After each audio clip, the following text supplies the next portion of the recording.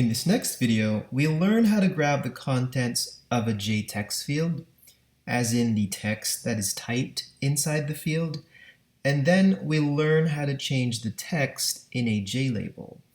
This is our expected output for this lesson. After a user types something inside the input field, the user can then click on button 1, and whatever was typed in the input field gets displayed in the JLabel. To make this work, we'll need to use the getText and setText methods. Both these methods can be called on JTextFields and JLabels. Let's go back to our event handler code. Here inside the actionPerformed method, let's go and edit the button1 if statement body.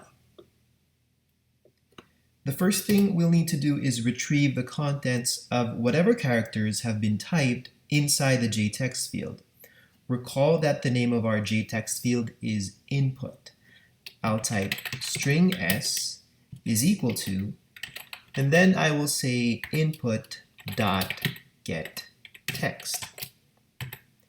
The getText method will get whatever is currently typed inside the input field and will return it as a string.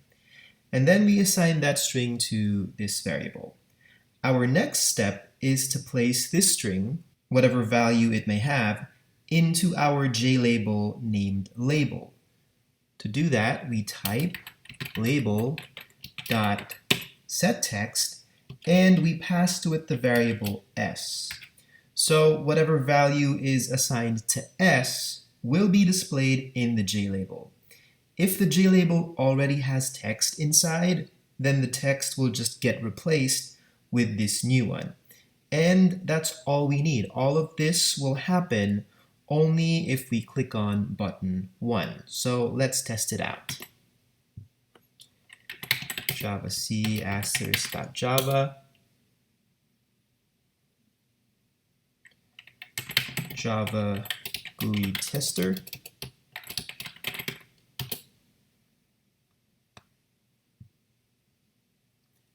and here's our GUI.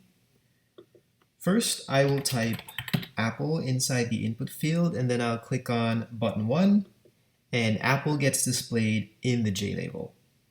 If we want the input field to become empty after we click on the button, we can also use the setText method on it.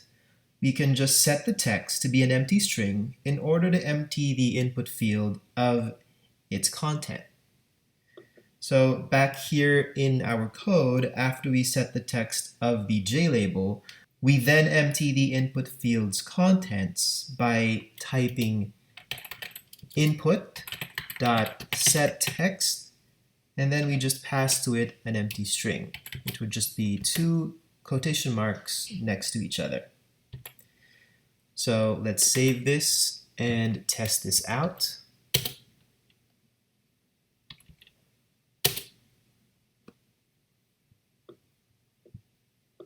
I'll type in a word. Then if I click on button 1, the word goes to the JLabel, and then the input text field becomes empty.